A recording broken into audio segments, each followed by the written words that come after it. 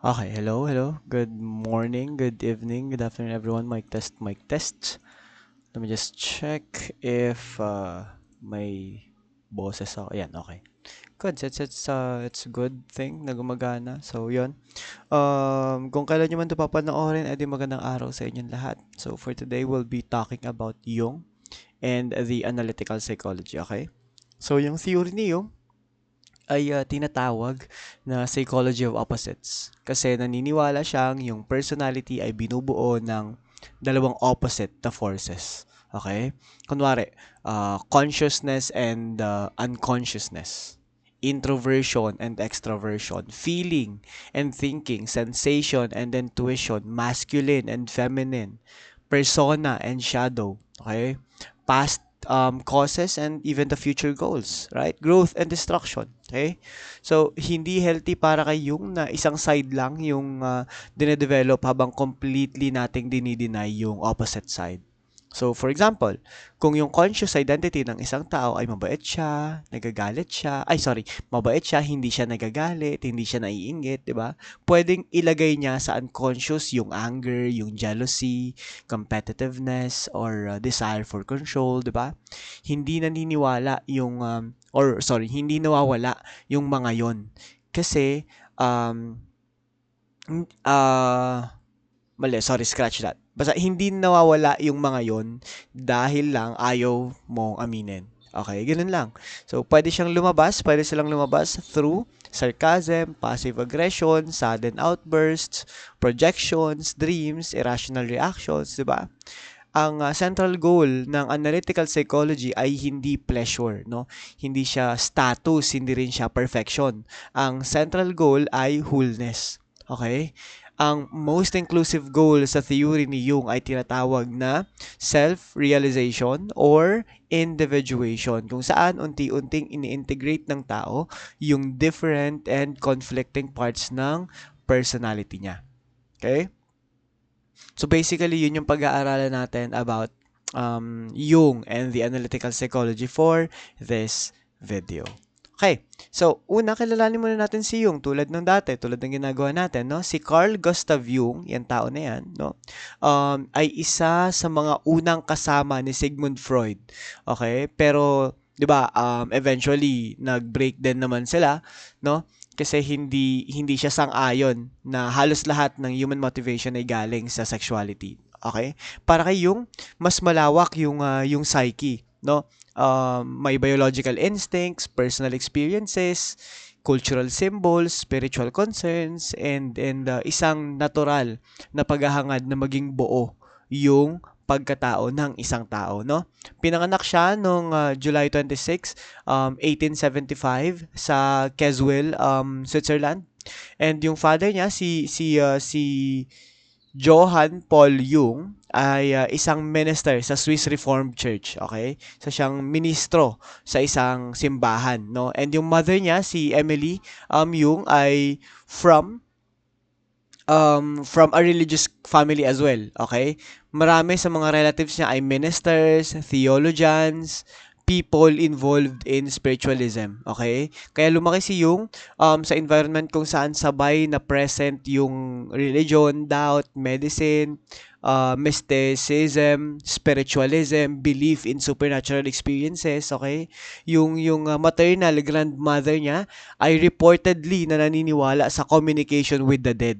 Tapos, naglalaan pa ng empty chair para sa spirit ng deceased first wife niya. Okay? Ayun. So yung ganitong family environment ay possible na naka-influence sa later interest ni Jung sa dreams, vision, religion, mythology, alchemy, and even sa occult phenomena. Okay? So, nung approximately 3 years old si Jung, na-hospital yung nanay niya. And ilang buwan silang nagkahiwalay. Nagkaroon ng separation from his mother. Okay? And malalim yung naging effect nun sa kanya. Kasi kalaunan, narelate niya ang salitang woman with unreliability and yung father ay associated with reliability pero powerlessness daw, di ba? Isipin nyo, ganun yung nangyari, na-hospital yung nanay niya, tapos tinawag pang unreliable, di ba? Kasi na-hospital, di ba? Sumatay, ganyan. So, kaya nagkaroon ng personality 1 and 2 yung mother niya for him. 1 ay practical, realistic, warm, and socially appropriate. Tapos yung personality 2, excuse me, yung personality 2 ay mystical, emotionally unpredictable, archaic, intuitive, spiritually sensitive, 'di ba? Sometimes frightening pa. Okay? And eventually siya rin as a person si Carl Jung ay nagkaroon din siya ng personality 1 and 2. Ang ordinary at ang socially adapted yung ay ang personality 1. Tapos si personality 2, yun yung pakiramdam niyang older, wiser, ancient, spiritual, mysterious, basta connected sa inner world, no? Hindi yan disorder, para kay yung pinakita nito na may different layers yung personality natin, okay? So sa language ng theory niya, personality number 1 was more extroverted and personality number 2 was more introverted. Okay? So, yun. Originally, interesado si Jung sa archaeology, history, philosophy, philology, natural science, ganyan. Pero dahil limited yung financial resources niya at saka walang archaeology program sa nearby university, pinili niya ang medicine. And eventually, naging interested siya sa psychiatry dahil nakita niya na parang nakita niyang pinagsasama ng psychiatry yung biology, medicine, dreams, subjective experience, behavior, and mental illness. Tapos, nung medical student siya, sumasali siya sa mga sciences, okay? Di ko alam kung sciences or sciences yung pagkakabanggit, pero doon kasama niyang ilang relatives nila, no? Isa sa participant ay ang kasi niyang si Helene Praisework na nagsasabing nakikipag-communicate siya sa spirits, no? Ginamit ni yung ganitong phenomena bilang subject ng kanyang medical dissertation. Bago pa man niya makilala si Freud, interested na siya sa unconscious processes, sa altered states, visions, unusual experiences, paranormal claims, ganyan, 'di ba? Then, after ng kanyang medical degree noong 1900s, naging psychiatric assistant si Jung kay Eugene Bleuler, no? Hindi siya si Brewer ha, Bleuler naman, sa isang mental hospital sa Zurich. Dito niya nakatrabaho yung patients niya with severe mental disorders.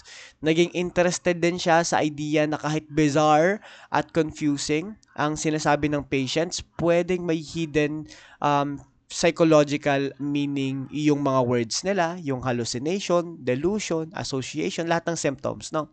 Sa period ding yon, na-develop niya at ni-refine niya yung kanyang work sa word association test. Okay? Nabasa ni yung The Interpretation of Dreams ni Freud. Okay? Una niya munang nabasa yon. Tapos sa una, hindi siya ganong impressed. Pero nung binasa niya ulit, parang mas nakita niya yung potential, yung significance ng sulat ni Freud, no? Pero nagsimula lang na maging regular na mag-correspond sa mga names si Jung at si Freud noong 1906. Nung magkita sila sa Vienna, noong 1907, reportedly, again, ito yung kwento ko sa inyo na nag-usap sila ng humigit kumulang 13 hours continuously. Okay, tapos 'di ba, nakita ni Freud si Jung bilang ideal successor niya, right? Kasi nga 'di ba, intelligent and respected psychiatrist na siya. Hindi siya Viennese, non-Jewish din siya, no? Makakatulong siya palawakin yung psychoanalysis beyond, 'di ba? Beyond Freud's immediate circle. Then eventually si Jung ang naging unang president ng International Psychoanalytic Association. Ayun. So, ayun, habang nasa United States kasi sila, kinuwento ni Jung kay Freud yung dream niya tungkol sa isang bahay na may iba't ibang floors, ganyan. So, sa dream niya, yung upper floor ay familiar at inhabited. Tapos yung lower floor daw ay older. Tapos may cellar na Roman yung appearance. Tapos may cave na merong ancient bones and skulls, no? Sabi ni Freud, para sa kanya, ang skulls ay pwedeng expression daw ng unconscious death wishes. Tas para kay yung house, nagre-represent ng structure of the psyche. Upper floor ang consciousness, lower levels yung personal unconscious, and yung deepest cave yung collective unconscious, no? Pinakita ng dream na to ang fundamental difference nila.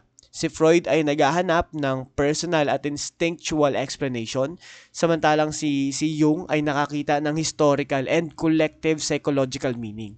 Okay? Kaya nag-break din sila eventually. Ganun. So yun nga, di ba? Nakwento ko na sa inyo kung paano sila nag-break and everything. If hindi pa, balikan nyo ang story ni Freud. Okay?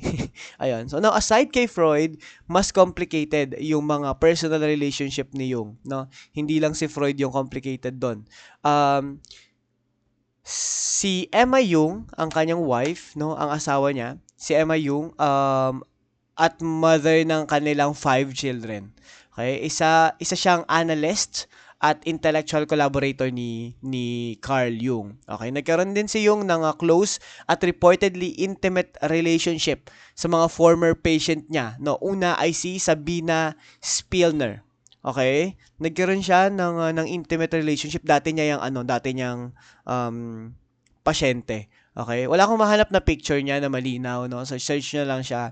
But eventually nagkaroon din siya ng long-term relationship kay Tony Anna Wolf, no? Isa ring former patient at analyst ni Carl Jung. According sa mga biographical accounts sa book, mas connected si Emma Jung sa Jung socially adapted personality number 1.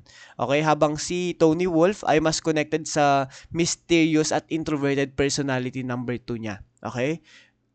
Alam nyo ba na alam ni Emma lahat ng relationship na to, and naging complicated yung arrangement nilang tatlo.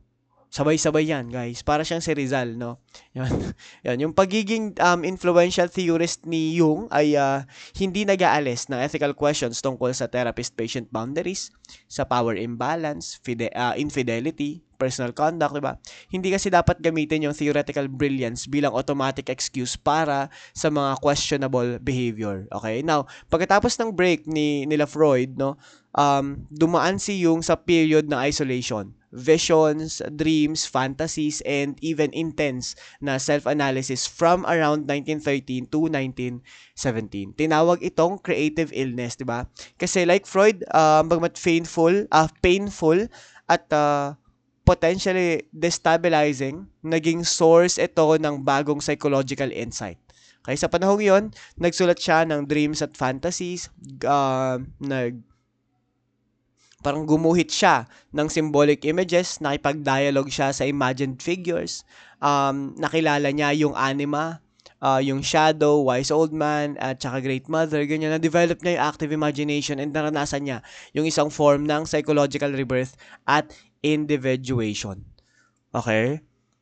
So, yung sariling experience ni Jung ang naging major foundation ng analytical psychology. Tapos, syempre, tulad ng maraming tao, namatay siya noong June 6, 1961 sa Zurich, Switzerland. Okay? Sa time ng death niya, malawak yung influence niya hindi lang sa psychology, even sa philosophy, religion, literature, art, and popular culture.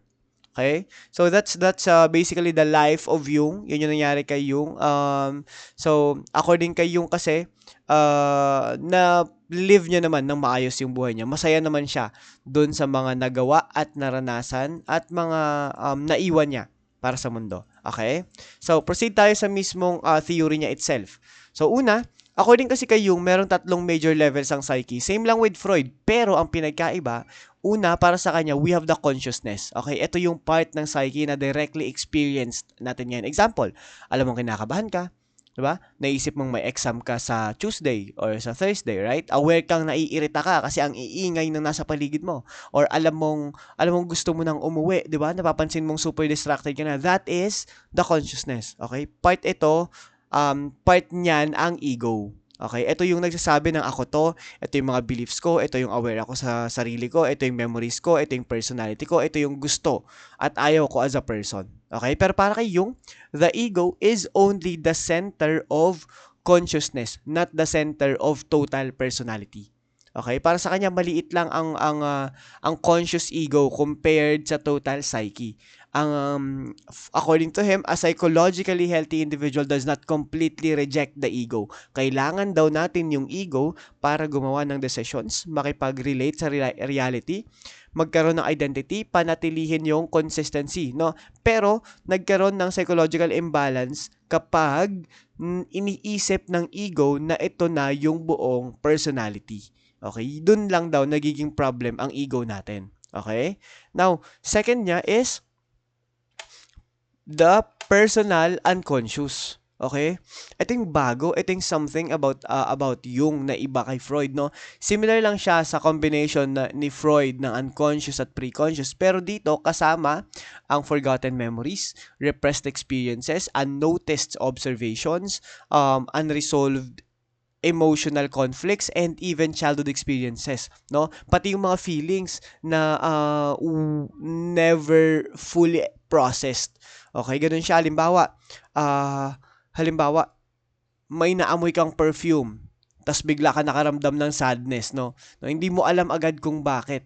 Then eventually naalala mong same pala 'yon ng pabango ng dating important person sa buhay mo, no? Nasa personal unconscious yung memory at emotion, pero na-activate lang siya ng smell itself. Okay? Now inside the personal unconscious, we have what we call complexes. Okay, ang complexes ay contents ng personal unconscious. Okay, example nito, mother complex, inferiority complex, father complex, superiority complex, authority complex, basta iba't ibang kind ng complex. For sure, narinig nyo na yan kasi nadaanan na natin si Adler. Halimbawa, may authority complex ka, no?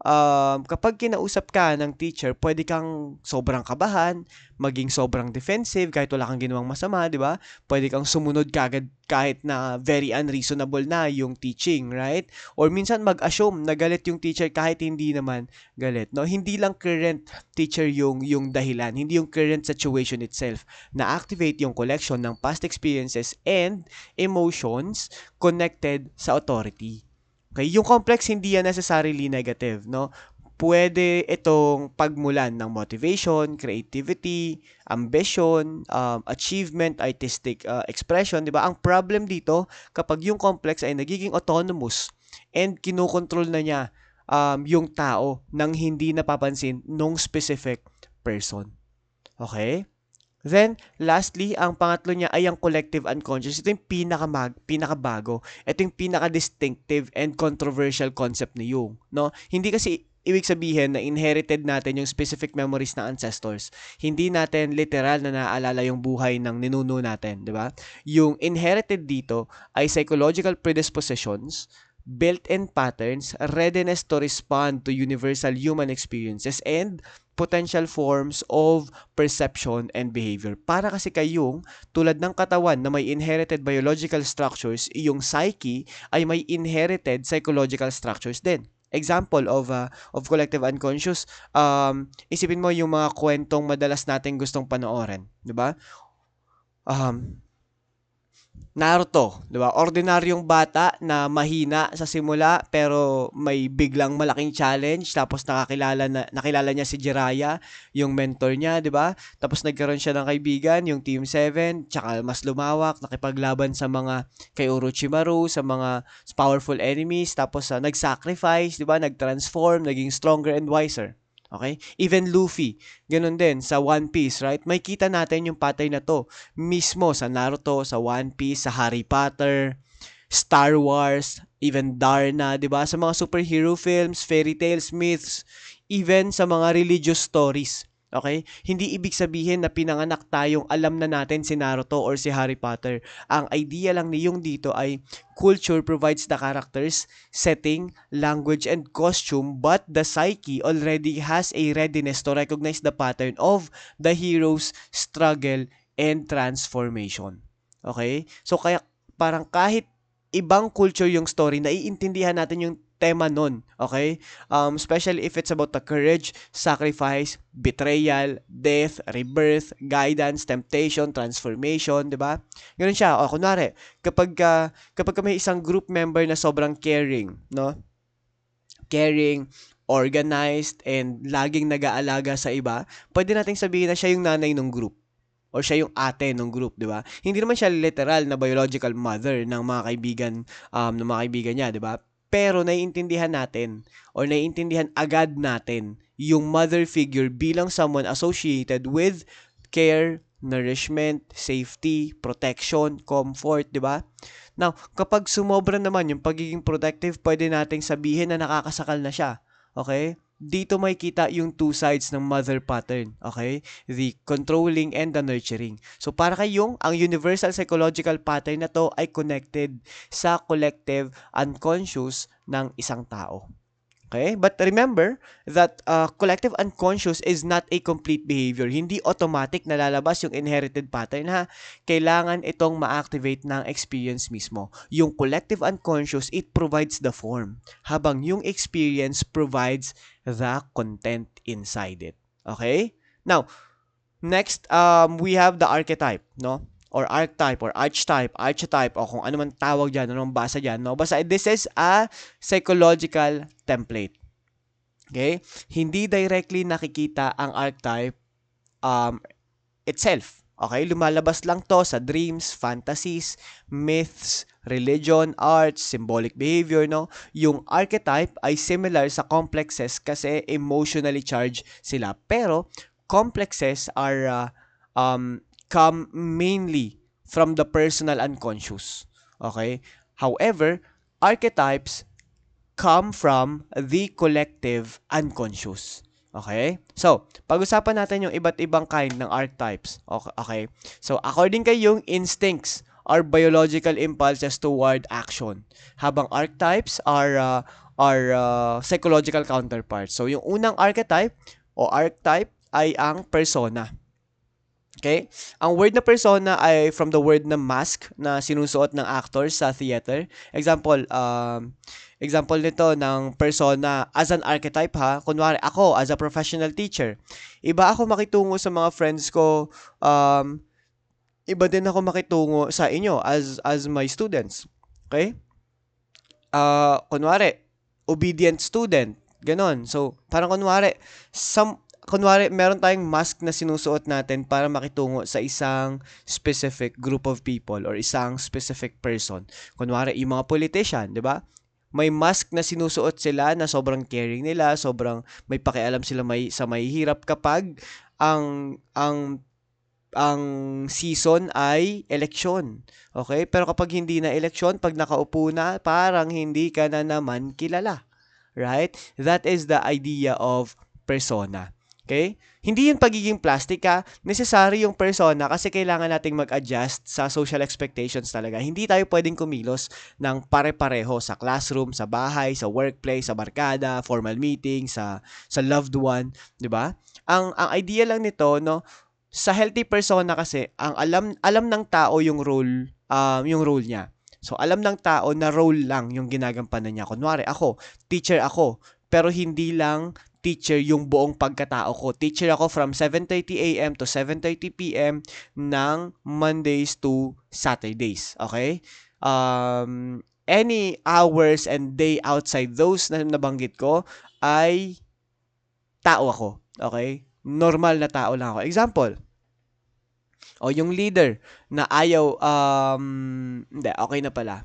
Basta ganon, no? Ganon yung idea ng healthy na persona na archetype, okay? So, nagkakaroon lang kasi ng problem kapag naniwala yung tao na yung public role niya, yung buong self niya. Okay? Doon nag-start yung plasticity. And plasticity is a pathological.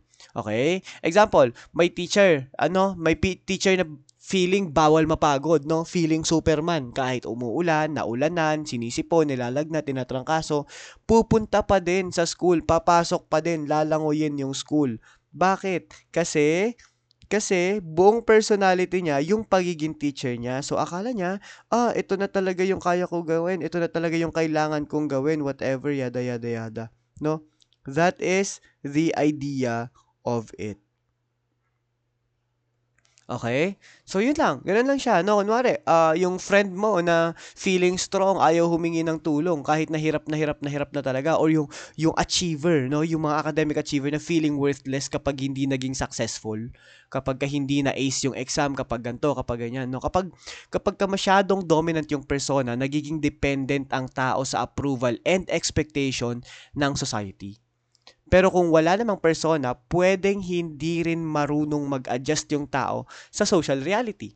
Okay? Kaya nga ang analytical psychology ay the theory of opposites. Okay? Kasi psychological health requires balance between social expectations and inner individuality. Hindi pwedeng nasa gitna ka. Kailangan kaya mo yung dalawa. Okay. Ay, kailangan pala nasa gitna ka. Kailangan kasi kaya mo pumunta sa kahit na anong side. Hindi pwedeng nasa isang side ka lang palagi. Okay? Now, the second one is the shadow. Okay, the shadow is consists of the rejected, undeveloped, primitive, or socially unacceptable aspects of the personality. Kasama dito yung aggression, selfishness, jealousy. Jealousy yung yung babasagin. Yung selos yon, selos, greed, insecurity, desire for power, sexual impulses, cowardice, cruelty, di ba? Pero hindi purely evil yung shadow, no? Pwede rin nating ilagay sa shadow yung mga positive qualities na hindi accepted ng environment natin. Kunwari, the creativity, courage, ambition, independence, di ba? Halimbawa, kapag lumaki yung bata na tinuturuan siyang masamang magalit, di ba?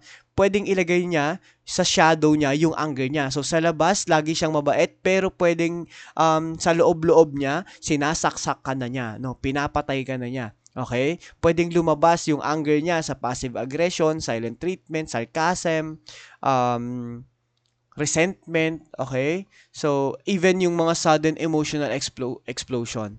Okay? Yun yung nangyayari. So, pwede mong maging shadow yung mga positive traits. Kunwari, pag sinabi ng ibang tao nung bata ka, or ako, nung bata pa ako, laging sinasabi sa akin ng ibang tao na parang, um, hindi ka pwedeng umiyak kasi yung mga lalaki hindi pwedeng umiyak. So ako, hindi ko kayang umiyak. Okay, hindi ko kayang umiyak fully. Okay? And that is bad, okay? So parang yung shadow ko, yung mismong shadow ko yung kumokontrol sa akin. Hindi ka pwedeng umiyak, hindi ka pwedeng magmukhang mahina, ganito, ganyan, ganyan. Hanggang ngayon, no, yung independency ko kailangan hindi ko ipakita sa ibang tao na mahina ako. Ganun siya. And that becomes a problem. Okay? Ayun, ganun yung idea ng shadow. Okay, wait lang guys ha, I'll be back.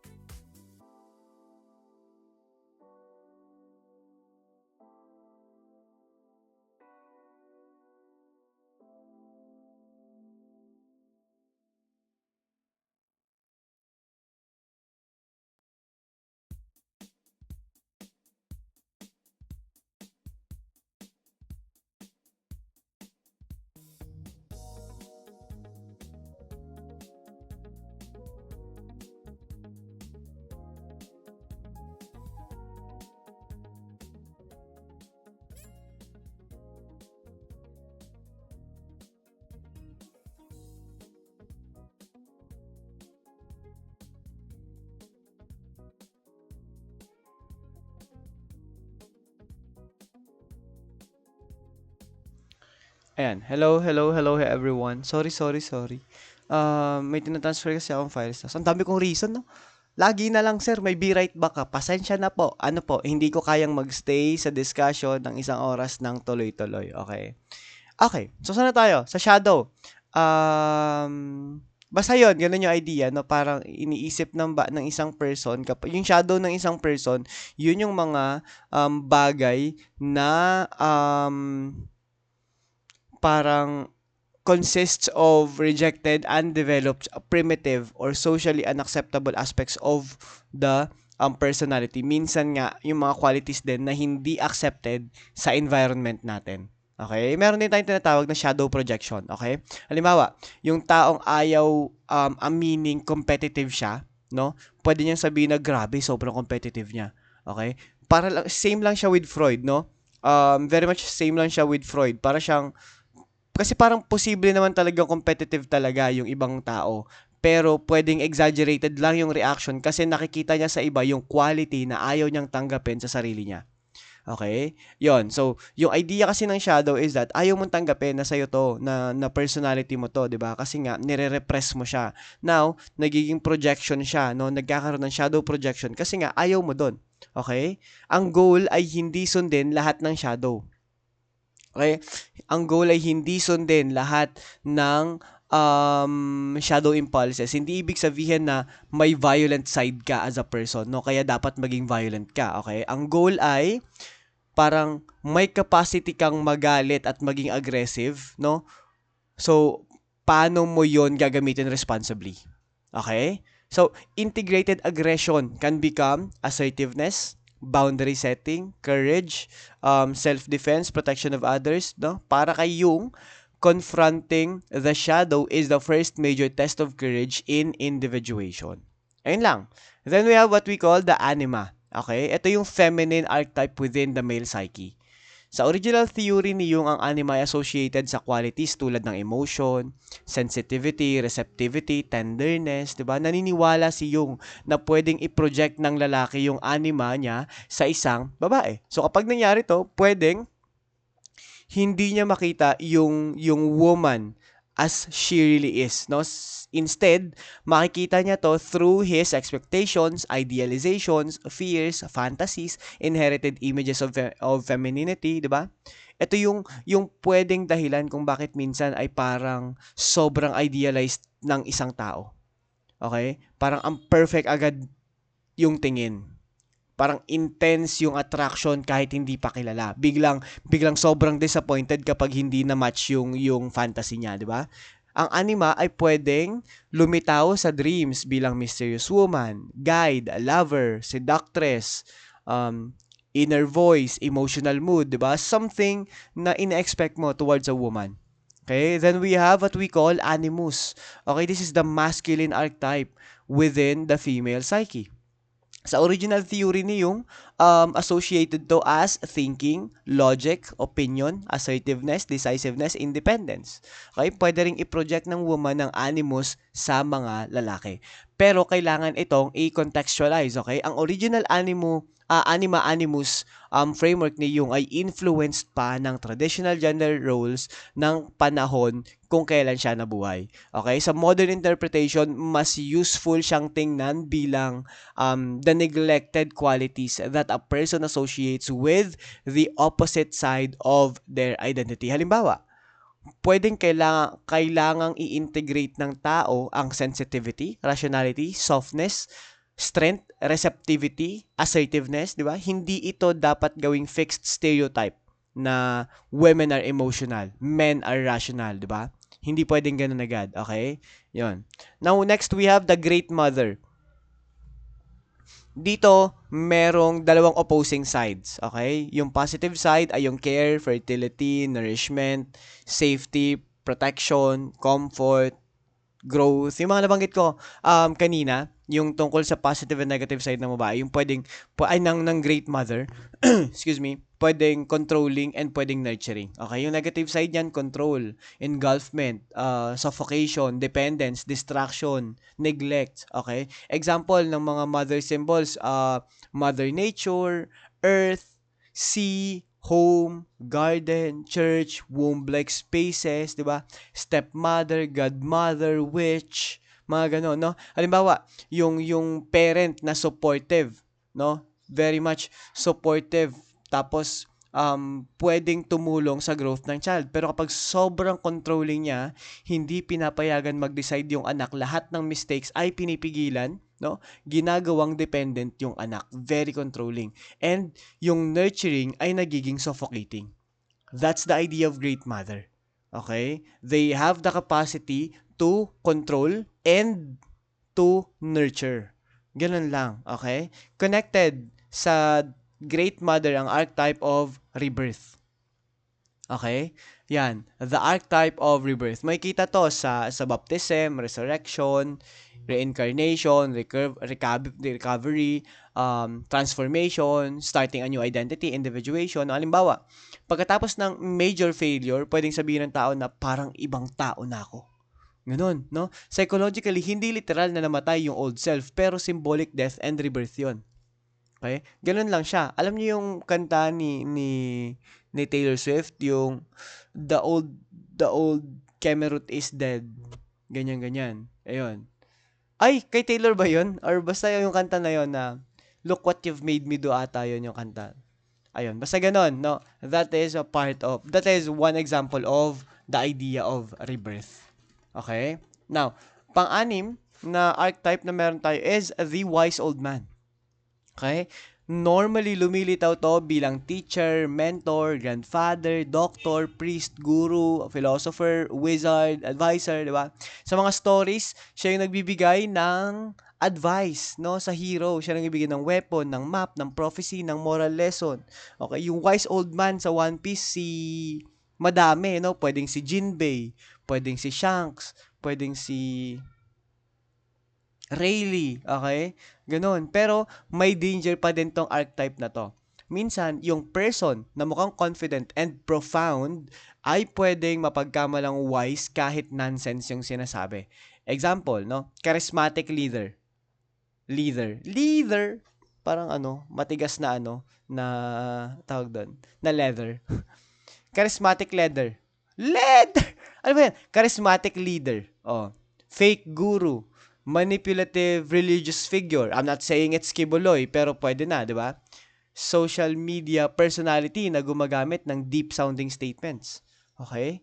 Yung pagiging authoritative ay hindi automatic na evidence ng wisdom. Kaya madami sa atin, madami sa mga tao, sa mga influencer no? Part yan ng pagiging wise old man. Okay, yung nag-i-influence ka ng ibang tao. Pero kasi karamihan sa kanila gumagamit lang ng mga terms na hindi naman nila alam kung paano gamitin, tapos biglang boom, no? Uso na siya. Right? Okay, again, ang pagiging authoritative ay hindi automatic na evidence ng wisdom. Minsan, victim sila mismo ng authoritativeness na meron sila. Okay? Now, seventh is the hero. Okay? This represents the struggle to overcome weakness, danger, chaos, darkness, or adversity. Okay?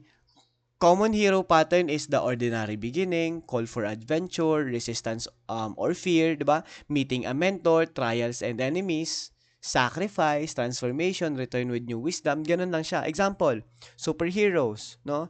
Anime protagonists, mythological warriors, religious figures, mga national heroes natin. Okay? Pero, important kasi na may weakness ang hero. So, kung invulnerable ang character, kung immortal ang character, hindi meaningful yung courage niya. Okay? Yung courage ay meaningful kasi may possibility ng failure, ng pain, ng loss, ng death. Okay? Kaya madalas merong tragic flaw yung hero. Kunwari, si Superman, may kryptonite. Sobrang lakas ni Superman, 'di ba? Pero kapag binigyan mong kryptonite, wala na. Bye-bye. Oh, si Achilles, tsaka yung heel niya, 'di ba? Yung heel, yung tendon, no? Yung ankle ba tawag doon? Basta 'yon, 'di ba? Yung mga devil fruit user, tsaka yung dagat. Okay? Very much yun yung tragic flaw ng hero. Okay? Kaya mas magandang panoorin si Usopp. No, mas magandang tingnan si Usopp kasi alam mo yung wala siyang kahit na tas biglang wow. Nakaka-survive pa din siya. Mas nakakakaba kapag siya yung nasa kapahamakan. Kasi parang nafe-feel mo na, malaki yung chance na matalo siya. Right? Kasi malaki yung flaw talaga ng character niya itself. Okay? Anyway, aside from hero, we have what we call the self. Okay? Yan. Ito yung last, no? The archetype of wholeness. Ito ang most comprehensive archetype. Ang ego ay ang center ng consciousness. Ang self ay ang center ng totality ng consciousness. Personal unconscious, collective unconscious. Okay? Ang self yung nagre-relate, no? Nagko-connect sa persona, sa shadow, anima, animus, psychological functions, conscious and unconscious life. Yung common symbols ng self ay circle, square, cross, mandala, 'di ba? Maganda ay yung mandala ay symbol yan ng order, ng unity, ng balance, ng completeness kasi para kayong kapag may psychological chaos, pwedeng lumitaw yung mandala sa dreams or art, no, bilang attempt ng psyche na i-restore yung balance. Okay? Those are the archetype of Carl Jung. Now, let's talk about the dynamics of personality. Ang dynamics of personality ay ang movement at distribution ng psychic energy. Okay? So, yung psychic energy, as we all know, is what we also call the libido. Para kayong ang libido ay hindi purely sexual. Psychic energy may be invested in love, sex, work, study, creativity, religion, ambition, relationships, fantasies, personal growth, 'di ba? Halimbawa, kung halos lahat ng energy ng isang tao ay invested sa career, pwedeng mapabayaan yung family, yung emotional life, yung pagpapahinga, yung creativity, friendships, 'di ba? Then the principle of opposites, okay, would become ideal. Okay, kunwari, ayun. So, basta yun yung idea ng libido.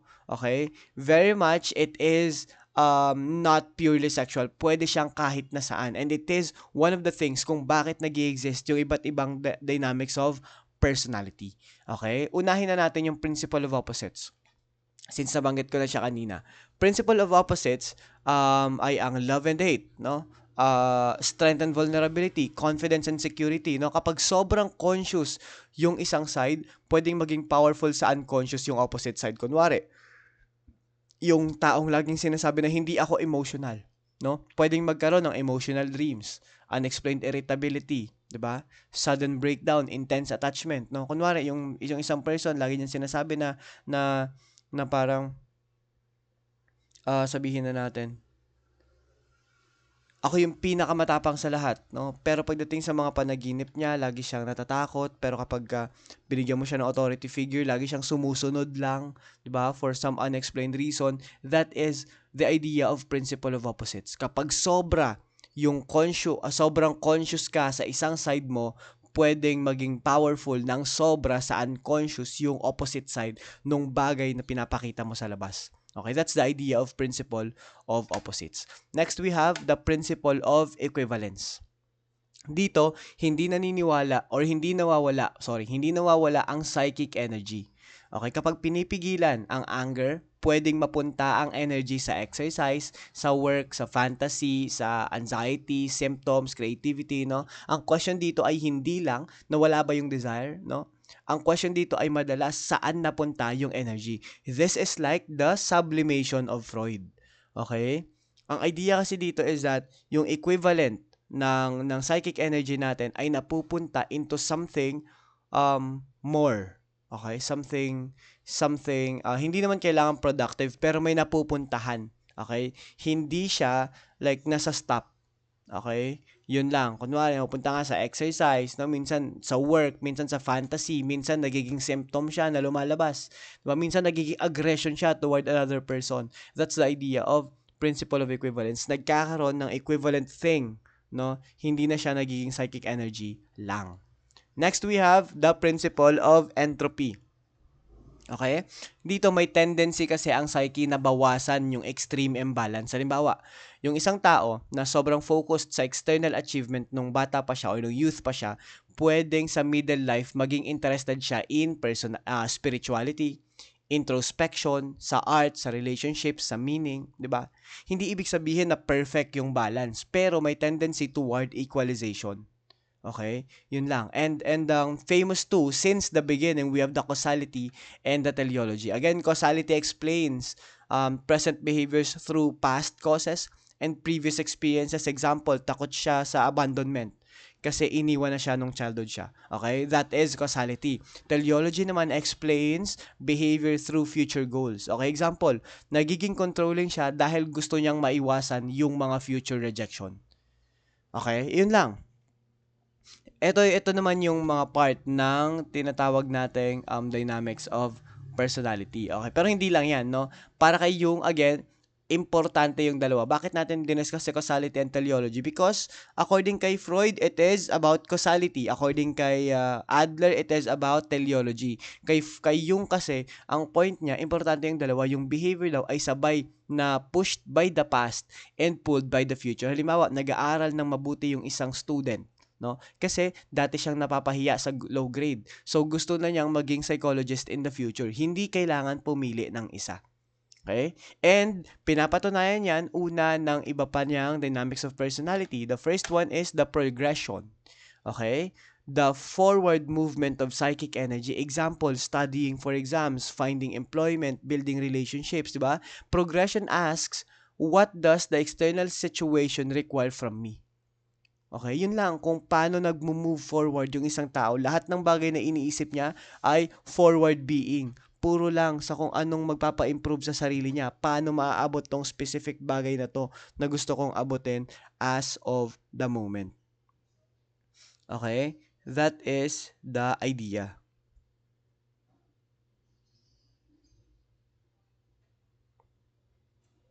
Wait lang guys ah.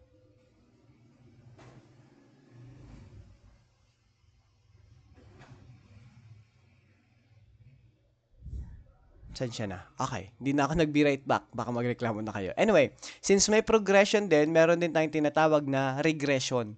Okay? Hindi automatically negative ang regression according kay Jung. Okay? Iba ang version ng regression ni Jung. Pwedeng kailanganin ang temporary withdrawal para ma-reflect, ma-revisit yung old interests, mag-process ng emotion, maintindihan yung dreams, no? Maka-recover sa forgotten values or even makapag-explore ng creativity. Example, may successful professional, no? May someone na sobrang successful niya in life as a professional being, no? Biglang nawalan ng meaning sa work. Okay, pwede niyang balikan, no? Pwede niyang balikan yung childhood interest niya, abandoned dreams niya, yung old artistic hobbies, yung personal values. Hindi siya babalik dun sa mga nakagawian niya. Okay? Ang point lang is that kung productive yung regression, pwede itong magbigay ng energy for new progression. Okay? Pero kung puro withdrawal at walang return to reality, magiging maladaptive yon. Healthy development requires both progression and regression. Okay, again, eto nga yung nagpapatunay na the theory of opposites ang theory ni Jung. Okay? Ganun lang. Ganun lang ang idea ng regression. Kunwari, di ba? Ako ngayon, as a psychologist or as a psychometrician, kapag dumating yung time na parang, ay, hindi na ako masaya sa pagiging psychometrician, hindi na ako masaya sa pagtuturo, pwede akong lumingon looking back to where I have to where I started dreaming, 'di ba? Tingnan ko muna yung childhood interest ko. Baka mabalikan ko na ay gusto ko pala dati maging engineer. What if mag-aral ako ng engineer this time? Okay? Those are it, no? Baka balikan ko yung abandoned dreams ko, yung idea na gusto ko maging writer, baka mas makatulong sa akin ngayon. Okay? That's the idea of regression. Kailangan natin yung regression to move forward. Pero kapag na-stop ka dun sa regression and hindi ka maka-move forward, dun tayo nagiging problem. Okay? Now, next we have what we call the synchronicity. Okay? Example yan, matagal mong iniisip ang isang matagal mo ng kaibigan, tapos bigla siyang nag-message. Okay? Yun, no? Para kayong pwedeng psychologically meaningful yung coincidence kahit walang clear na causal explanation. Pero, scientifically, mataas yung controversial rate nito. Okay, kasi, una, mahirap siyang sukatin. Yung synchronicity, mahirap siyang sukatin, mahirap i-falsify. Pwedeng confirmation bias lang, pwedeng normal probability confidence, 'di ba? Kaya dapat itong ituring bilang one of the most speculative parts ng theory ni Jung. Okay? Yun yung archetypes ni Carl Jung. Okay? Very much ito na yun. The archetype and the personality dynamics. Now, proceed tayo sa idea niya about the psychological types. Okay? Okay, so psychological types, may two basic attitudes dito and may apat na psychological functions. Una, the introversion. Okay? This is inside the attitudes. Okay? Yung introvert ay mas oriented sa inner world. Okay, yung possible preferences niyan, reflection, privacy, internal standards, solitude, deep processing, di ba? Hindi ibig sabihin na introverts are automatically shy, ha? Socially anxious or antisocial. Ang introversion ay direction ng energy, hindi lack of social skill. Okay, yun lang. Siyempre, since may introversion, we also have what we call extraversion. Ito naman, mas oriented sa social interaction, action, external feedback, concrete events, 'di ba? Shared activities. Hindi lahat naman ng extroverts ay maingay. Hindi lahat ay loud, attention seeking or confident, 'di ba? Pwedeng merong shy na extrovert or socially skilled na introvert. Okay? Ganun lang, no? Lahat ng tao may introverted and extroverted attitude. Usually, one is conscious and dominant and the other is less developed or unconscious. So kapag sobrang one-sided, no, pwedeng lumabas ang neglected attitude during stress, dreams, midlife, emotional crisis, 'di ba? Healthy people can relate both to internal and external world. Then again, no, um merong part ang psychological functions dito sa psychological types, no? Apat 'yan sila. Una, we have the thinking. Okay? Ang main question dito is that, is this logically correct? Okay? Thinking, nakafocus yan masyado sa cause and effects, sa consistency, evidence, categories, objective principles, extroverted thinking, di ba? It uses external rules, systems, and objective standards. Example, accountant, manager, engineer, di ba? They build internal theories and personal logical frameworks. Oh, okay? So kapag extreme, no, pwedeng maging highly abstract at mahirap maintindihan ng ibang tao. Okay? Yun lang. That is the idea of thinking. Now, we also have what we call feeling. Okay? Feeling, ang main question dito is that, is this good, valuable, appropriate, or meaningful? Okay? Hindi siya same as emotion, ha? Ang feeling function ay valuation. Example, tama ba to? Importante ba to sa akin? Makakabuti ba to sa relationship namin? Consistent ba to sa values ko? No?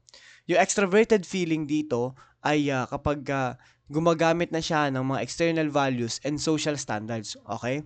Yung mga possible strengths niyan ay social awareness, diplomacy, harmony, knowing what is appropriate. Tapos pero yung limitation niya ay ang conformity, artificial politeness, no? Yung pagiging plastic niya sa ibang tao, right? Now, ang feeling, no? Ang introverted feeling naman, they use internal values and personal conscience. Okay? Yung mga strengths niyan, madalas authenticity, 'di ba? Very authentic sa kung ano yung nararamdaman nila, strong yung personal values, merong deep na internal conviction. Ang possible limitation lang nila is that difficulty expressing feelings, appearing detached, di ba? Becoming overly subjective. Kasi iniisip nila sarili lang nila. Okay? Then third is what we call sensing or sensation. Ang iniisip dito madalas ay what is actually present. Okay? Sensation kasi nakafocus yan sa sight, sound, smell, taste, touch, observable details, physical facts, di ba? Okay? So, irrational does not mean unreasonable. It means the function perceives information without first judging it. Okay? Ang extroverted sensing naman, nakafocus yan on objective sensory reality. Okay, example yan, wine taster, proofreader, technician, photographer, di ba? They interpret sensory data through subjective impressions and past experiences. Example, may dalawang tao yung nakakita ng same na old house, di ba? Yung isa nakakita ng old structure, yung isa na feel niya yung nostalgia, yung sadness, yung mystery, okay? Yun yung pinagkaiba ng sensing sa introvert and sa extrovert. Okay? Now, lastly, we have the intuiting or intuition. Ang question dito madalas, what could this become? Okay, yung intuition mismo nakafocus yan sa possibilities, future outcomes, symbolic meaning, hidden patterns, connections, potential. Yung extroverted intuition, they see opportunities sa external world. Okay, kunwari, entrepreneur, inventor, innovator, creative problem solver, di ba? Pero yung introverted intuition, ang focus naman nila, inner images, yung mga symbols and subjective possibilities. Kunwari, mystic, prophet, surrealist artist, symbolic thinker. Diba? That is the idea. Okay? Again, thinking and feeling ang tinatawag nating rational functions kasi gumagawa sila ng judgment. Itong unang dalawa na to ha, ano, tandaan yan, rational functions yan. Tapos ang sensing and intuiting naman ay irrational kasi primarily perceiving functions sila. Okay? Kapag pinagsama natin yung dalawang attitude at apat na functions, meron tayong 8 types. Okay? Extroverted and introverted thinking, extroverted and introverted feeling, extroverted and introverted sensing, extroverted and introverted na intuiting. Okay? And usually, may hierarchy ang functions, no? May tinatawag na dominant function. Ito yung most developed and consciously used function. Okay? We have what we call the auxiliary function. Okay? This supports the dominant function. Inferior function naman ang tinatawag nating bagay when it comes to least developed and least conscious function. Okay? Again, ang opposites dito ay thinking and feeling, tapos ang sensation and tuition. Kunwari, kung dominant yung thinking mo, pwedeng inferior yung feeling mo. So kapag stress, pwedeng biglang emotionally reactive ka, oversensitive ka, irrationally offended ka, di ba? Hindi dahil walang feelings yung person, no? Undeveloped lang at unconscious lang yung feeling function. Okay? According kay Jung, ang highly mature or self-realized person would develop all four functions although rare siya. Okay? Okay? Ang idea ni Jung dapat maging avatar ka. Okay? Kailangan kaya mong kontrolin yung apat na elements. The thinking, feeling, sensation, and intuition. Kailangan balanced ka as a person. Okay? So, from this four, thinking, feeling, sensing, intuiting, alam nyo ba na yung MBTI ay inspired sa psychological types ni Jung? Dito nang galing yon. So, kung naniniwala ka sa MBTI or at least heavily ginagamit mo ang MBTI as your personality something, di ba? Then you really have to know Jung. Okay? Kasi sa kanya nang galing yon, yung idea na yon. Okay? Alright.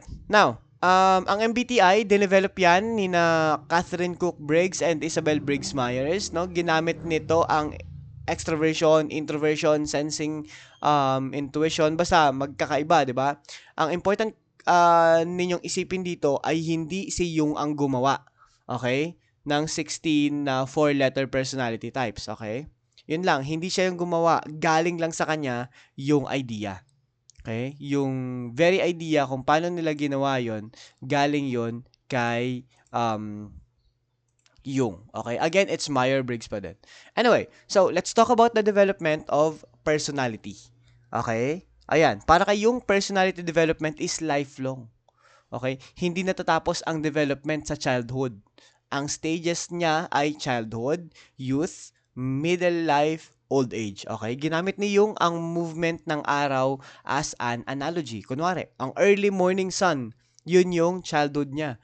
Okay? Ang youth niya ay tinawag niyang rising morning sun. Ang middle life, afternoon sun. Tapos ang old age ay ang evening sun or yung sunset. Okay? Yung values na appropriate sa morning life ay pwedeng hindi appropriate sa afternoon or sa evening life. Okay? So, una, we have the childhood. May tatlong phases yan. Una, we have the anarchic phase. Okay? Ang karakteristik nito, chaotic. Scattered experiences, walang stable na ego, isolated islands of awareness. Okay? Yung bata, pwede siyang maka-experience pero hindi pa organized into a continuous self. Okay? Nagiging organized lang siya pagdating ng monarchic phase. Okay? Kasi dito, they begin the ego development. Development of logical and verbal thinking is also present. Child may refer to self in third person. Okay? Awareness is becoming more organized. Okay? May center na ang consciousness pero hindi pa siya fully self-aware. Then lastly, we have the dualistic phase. Okay? Dito, mas clear yung separation ng self and ng ibang tao. Gumagamit na ng I na word, di ba? Na parang, I am ganto, I am ganyan. Sa monarchic phase kasi yan yung baby gutom, mama ganto, baby ganto. Okay? Third person pa dito, sinasabi niya na I am gutom. Gutom na ako. Okay? So, yung ego, nare-recognize niya itself both a subject and object. Okay? And mas stable yung personality or yung personal identity ng bata. Okay? Second stage ay ang youth. Ang main task dito ay mag-gain ng independence, makatapos ng education, makapagpili ng career, makahanap ng partner, makabuild ng family, ganyan, okay? Or i-face yung adult responsibility. Ang direction ng psychic energy dito ay mostly outward. Okay? Kaya dito, very much dito, kailangan ng progression. Kasi kailangan tuloy-tuloy. Okay? Now, we have what we call the conservative principle. Example, um, adult na umaasa pa rin sa parents sa lahat, no? Tas ayaw gumawa ng desisyon, ayaw tanggapin yung consequences, gustong bumalik sa problem-free na childhood. I mean, sino ba namang hindi, 'di ba? Pero kung ayaw mo pa rin gumawa ng decision sa buhay mo, 'di ba? That is a problem. Hindi masama yung nostalgia, pero nagiging problem kapag ginagamit siya para iwasan yung current developmental task. Okay?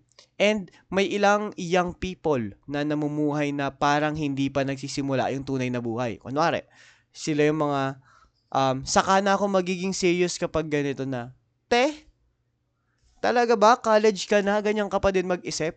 'Di ba? Talaga ba graduate ka na, may work ka na, ganyan ka pa din mag-isip? 'Di ba? May iba pa nagsasabi na parang saka na ako magsisimula kapag ready na. Kailan ka magiging ready? 'Di ba? Ano na, nag-start na yung buhay, matagal na, yung sa'yo hindi pa din. 'Di ba? O kaya sabihin, parang temporary lang yun lahat, hindi pa ito yung tunay kong buhay. So ano ang tunay mong buhay? Mayaman ka ba na nagpapanggap kang mahirap? Pahiram naman ng 100,000. If ganon, 'di ba? That's the idea. Okay, the conservative principle, ito yung mga namumuhay na parang hindi pa nagsisimula yung real life. Ayaw nilang tanggapin yun. Kapag laging naghihintay ng perfect beginning, hindi fully makakasali yung person sa present life. Okay? Ang tawag doon ay provisional life. Okay? Okay, naintindihan? Nagigets ako? Yung until sa youth? Okay. Then we have what we call the middle life. Okay, ito yung most important stage sa Jungian theory. Okay, kasi sa youth, ang focus natin, career, achievement, money, relationship, family, status, external success. Pagdating sa middle life, pwede na nating itanong, successful ako pero fulfilled ba ako? Masaya ba ako? Ito ba yung tinatawag kong successful, no? Sino ako bukod sa trabaho ko? Ano yung purpose ng buhay ko? Ano yung mga bagay o yung mga part ng sarili kong napabayaan? Okay, ang midlife crisis, no, ay hindi necessarily a disorder. Okay? Pwede itong maging signal na yung values ng youth ay hindi na enough para mapagana ang middle life. Okay? Yun. Again, ang early morning sun ay na values mo doon ay hindi na gumagana sa afternoon sun. Okay? Ganun siya. Example, desperate na to attempt to remain young, di ba? Obsession with appearance, refusal to accept aging, clinging to status, yung ayaw magkaroon ng puting buhok, pero part kasi yan ng pagtanda, di ba? Ang quote-like idea niyong dito is that what was appropriate in the morning of life may become inappropriate in the afternoon. Okay? Ang psychologically healthy na middle-aged person ay naniniwala na parang nagsisimula na silang mag-reduce ng excessive extroverted goals, no? Mag-explore na ng inner world nila, i-confront na yung shadow nila, mag-search for meaning and move toward individuation. That is the idea of middle life according kay Carl Jung. Okay? And lastly, we have the old age. Okay? Hindi dapat ituring yung old age as a failed youth, no? Merong different na psychological task dito. Dito kasi, you go with reflection, acceptance, integration, preparation for death, finding meaning, di ba? Para kay Jung, psychological problem ang denial of aging and death. Okay, yung taong gustong manatili psychologically young forever ay pwedeng hindi ma-fulfill yung tasks ng old age. Okay? Maraming elderly parents ni Jung ang naka-experience ng aimlessness, fear of death, loss of identity, backward orientation, di ba? Tinulungan niya silang makahanap ng meaning through dreams, symbols of journey, rebirth images, philosophical reflection, spiritual orientation, di ba? Kaya nga ang point ni Jung is that kung yung pangarap mo nung bata ka ay makabili ng ganitong bahay, pagdating mo ng matanda, hindi pwedeng ganun pa din yung plano mo sa buhay. Kasi dapat magbago yan according to your living preferences as of the moment. Okay? Kasi hindi nga same ang values, no? Yung values mo by the morning of life become inappropriate in the afternoon and evening of life. Yun yung point niya. Okay? And dapat dito naabot mo na yung self-realization or the individuation. Okay? Ito hindi lang to simpleng pagiging independent, confident, um, career success, no, pagiging unique, or even the self-esteem. Hindi lang yan tungkol doon. Ito yung integration na ng opposites. Okay? Requirement for individuation, una, recognition of the persona. Okay, naiintindihan na ng individual na yung social role niya ay isa lang, or ang part lang nun ay isa lang sa personality niya. Okay? Second, we have the confrontation with the shadow. Inaamin, no? Inaamin na nung tao na yung rejected qualities niya.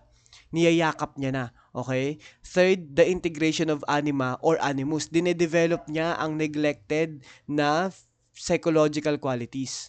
Okay? And fourth, the balance of introversion and extroversion. Dapat dito, kaya niyang harapin both internal and the external worlds. Okay? Next, development of the four functions. Hindi siya completely dependent sa dominant function. Okay? Kailangan na babalance niya na yung apat na function. Kailangan siya na yung avatar. Okay? Then, sixth one is the reduction of ego domination. Tinatanggap ng ego na hindi ito yung total personality. And lastly, katulad ng sinabi ko sa archetype, ang self ang pinakakailangan because you have to have a relationship with the self. Yung self kasi dito, rather than social approval or ego pride, no, becomes deeper organizing center. Okay? Ang characteristics ng self-realized person, dapat aware sa persona pero hindi siya kinokontrol nun. Aware dapat siya sa shadow. Capable of using the intro and extroversion, no? Dapat mas balance yung psychological functions, open to unconscious material, grounded ng external reality, capable of confronting contradiction, no? Less dependent or on public approval, and even guided by meaning rather than ego alone. Hindi siya perfect, no? Hindi naniniwala or hindi naniniwala na nawawala ang conflict, ang weakness, ang unconscious influence, ang suffering. Mas aware lang siya sa totality ng personality niya. Now, why is individuation rare, no? O, narinig nyo na. Mukha naman siyang madali, no? Kailangan mo lang tong sundin. Itong mismong pattern na to. Itong flow mismo na to, di ba? Pero bakit rare pa din siya? Kasi una, kailangan nito ng courage. Kailangan niya ng maturity, ng self-honesty, willingness to face shame, no? Usually, hindi ito nangyayari before middle life because the person first needs to establish ego, identity, career, relationships, social adaptation. So, yung full self-realization is an ideal that may never be completely achieved. Yun lang. Nagigets ako. Ang self-realization, super rare niyan. Ang hirap niyan maabot. No? Hindi ko nga alam kung maaabot ko yan as a person eh. Kung kaya ko bang maging ganyan or hindi. Kasi what if hindi, di ba? Kawawa naman ako. Ayun. Okay. Then we have, let's talk about the methods of investigation ni Jung. Okay? Hindi kasi naniniwala si Jung na psychology alone is enough para unawain or para maintindihan ang human personality. Hindi siya naniniwala doon. Iba ang paniniwala ni Jung. Okay? So, kumuha siya ng ideas from psychiatry, from biology, anthropology, mythology, and every other aspects of science, di ba? Even alchemy, meron pa siyang kinuhanan from literature, sociology, history, di ba? Physics, right? Ang major methods niya pa rin, no? Ang main niya sa lahat ng method na meron siya in his theory ay una, wait lang ha, saglit lang, nagcha-charge ako. Una, ay ang word association test. Okay? Ito, karaniwan dito, gumagamit si Jung ng approximately 100 stimulus words, no? Kunwari, sasabihin ng examiner dito, mother. Ganyan, no? Sasagot yung participant ng first word na pumasok sa isip niya. Kunwari, home. Okay? So, hindi lang yung answer yung nare-record. Kasama dito yung reaction time, yung breathing rate, galvanic skin response, body movement, consistency during test, di ba? Ganun lang. Okay? So, chine-check dito sa word association test or actually sa buong methods ni Jung, chine-check dito very much, no, yung complex, okay? Possible signs of complex. Okay? Uh, Ginagamit yan through checking yung delayed response o kaya kapag walang response at all, di ba? Repetition ng stimulus words, multiple answers, mispronunciation, blushing, laughing, crying, coughing, di ba? Pero yung single reaction, no? Yung mga single reaction nun does not automatically prove a complex. Okay? Kailangan dito repeated yung pattern, no?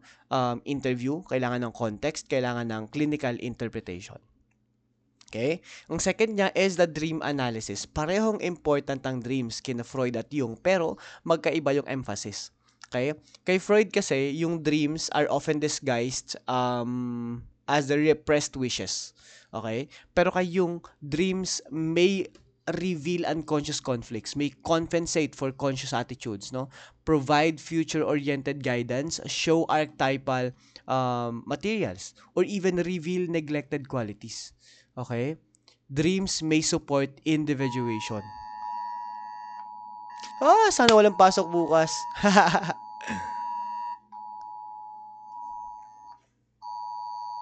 Ingay, Diyos ko.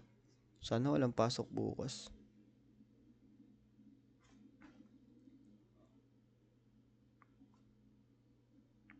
Wait lang.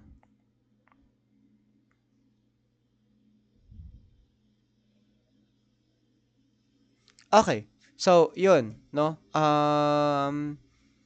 Dito, merong compensatory functions yung dreams natin. Okay? Compensation is the tendency of dreams to balance a one-sided conscious attitude. Example, overconfident person dreams of failure. Di ba? Yung highly rational person dreams of emotional chaos. Ganun siya. Yung sinasabi ko kanina na madalas kung ano yung pinapakita mo, yung dominant na outside personality mo ay yung opposite nun, yung nagiging dominant unconsciously, which is sa dreams, 'di ba? Sa repressed things na meron ka. Ganun lang siya. Yun yung point niya. Hindi necessarily prediction yung dream, no?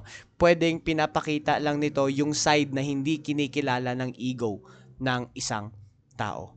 Okay, meron din tayong tinatawag na objective and subjective interpretation ng dream. Okay?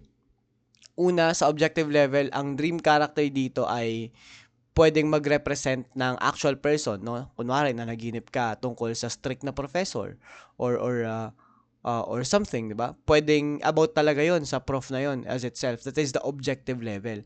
Pero sa subjective level, yung dream character pwedeng mag-represent ng part ng sarili mong personality. Example, no?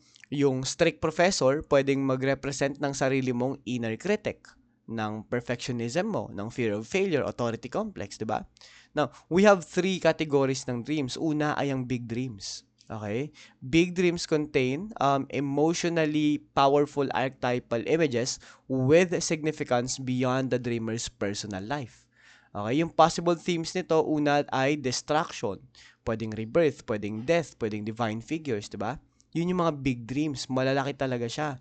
Yung typical dreams naman, ito yung nagko-contain ng commonly experienced across cultures. Example, flying, falling, hinahabol ka, namatay ka, kinasal ka, separation, cave, snakes, wise old figures, something na common sa lahat ng culture na pwedeng panaginipan. Okay?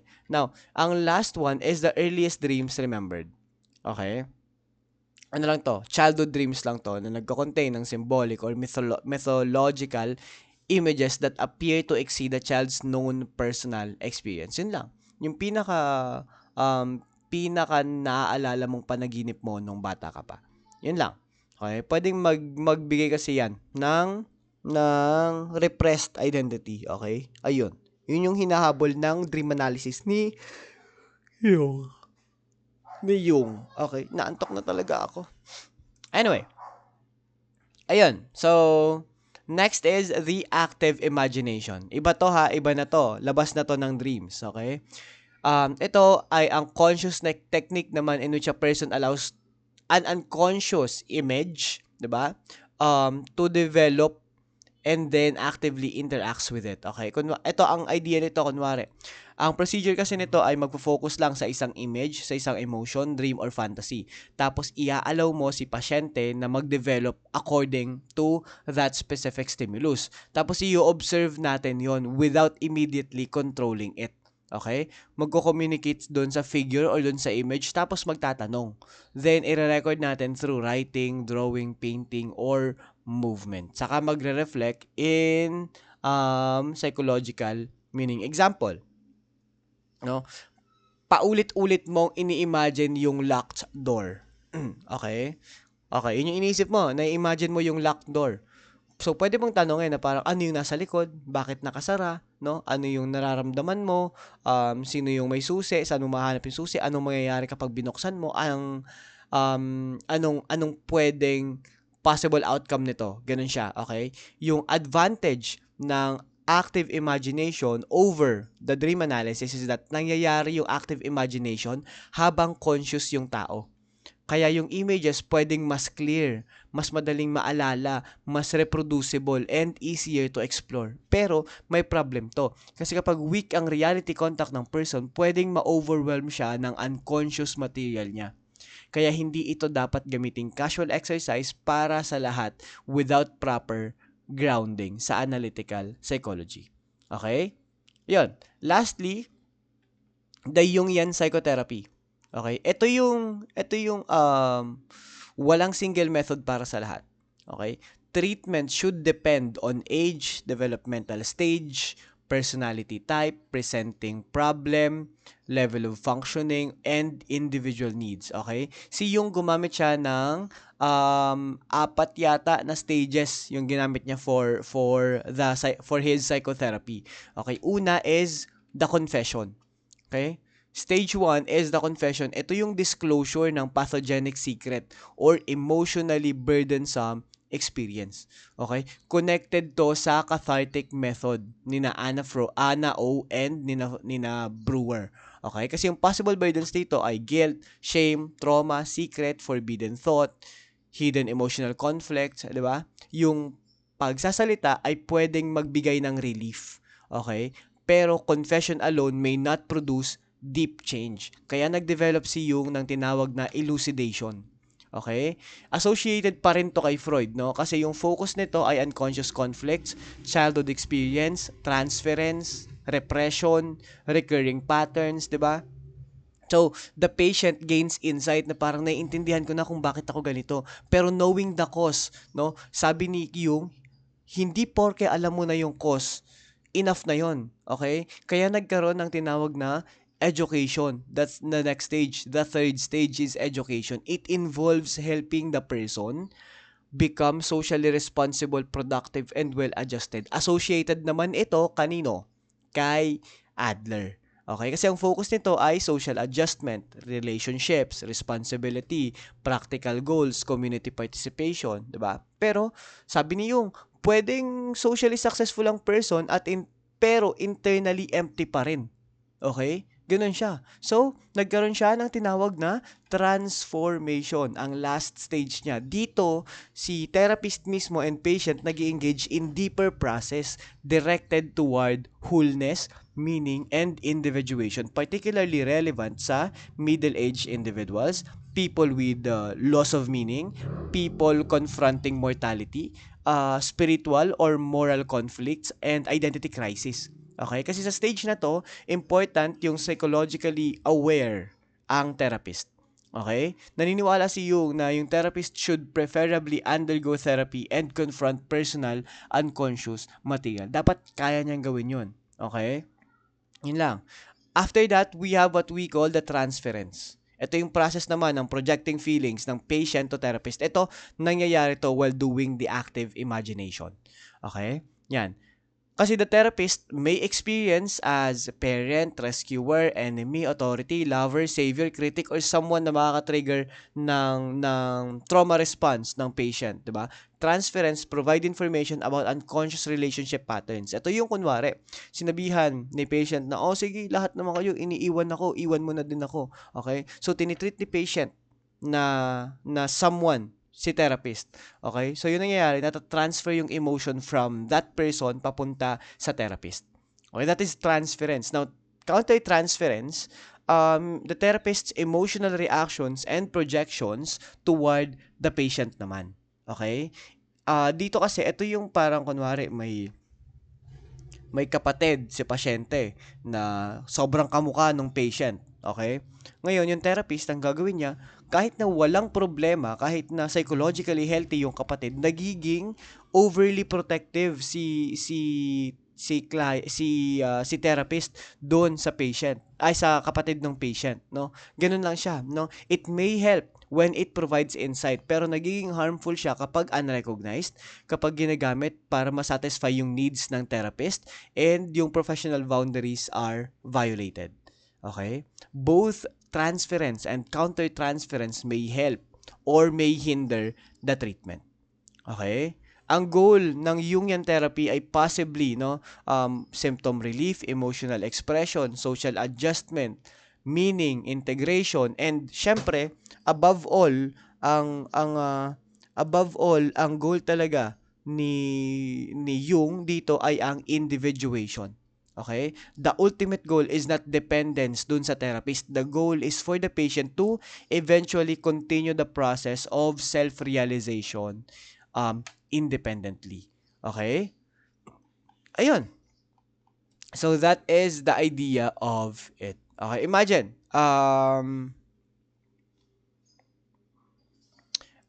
sige. Imagine, try natin buuhin yung mismong theory ni Freud. Isipin nyo, highly successful na college professor, hindi ako yon ha, no? Publicly kilala siya bilang confident, intelligent, organized, disciplined, and dependable. Diba? Ito yung persona niya. Okay? Pero, pwedeng nasa personal unconscious niya yung insecurity, yung fear of failure, resentment, need for approval, desire to rest, and yung anger. Okay? Yung mga rejected qualities niya ay pwedeng mapunta sa shadow. Kung palagi and tuloy-tuloy niya itong dinideny, then pwedeng lumabas sa burnout, irritability, projection, 'di ba? Okay? Sa youth, nakatulong sa kanya ang focus sa achievement, sa work, sa reputation, sa success, pero pagdating sa middle life, pwedeng itanong na niya kung sino ako kapag hindi ako teacher. Ano yung value ko kapag hindi ako productive? May buhay ba ako outside my role? Okay? Yung individuation ay hindi pagtalikod dun sa career itself. Ito yung integration ng teacher persona, ng vulnerability, creativity, relationship, rest, imperfection, and personal meaning. Okay? Para kay Jung kasi, the human personality is not merely a product of childhood or repressed sexual desire. Okay? Yung psyche natin, binubuo yan ng consciousness, personal unconscious, and collective unconscious. Ang personal unconscious, again, nagko-contain yan ng complexes. Ang collective unconscious, ang contain yan ay archetype. Okay? Human motivation is influenced by past causes, future goals, progression, regression, unconscious decision, conscious decision and unconscious forces, 'di ba? And yung personality, it may arise from introversion and extroversion, thinking, feeling, sensing, and intuiting, 'di ba? Okay? So, again, ang central development ni Jung ay individuation or self-realization. Okay? Basta ang idea lang ng buong analytical psychology ni Carl Jung is that psychological health does not come from displaying only the acceptable parts of ourselves. It comes from recognizing, confronting, and responsibly integrating the full personality. Okay? Now, yun lang. That's basically what Jung discussed already. Hindi ko na sinama yung ibang, yung criticisms tsaka yung concepts of humanity niya kasi di naman yun importante. But with that, do you have any questions about it? About Freud, about Jung? If you have any questions, let me know through the comment section. Pa-comment na lang tayo, then I will try to answer it. Okay? Or even just note it, tapos sabihin nyo sa akin in person. Okay? So if there are none, thank you so much. And you have a great day. Bye-bye for now and good luck sa exam. And ingat kayo kasi maulan. Hanggang ngayon maulan pa din. Bye!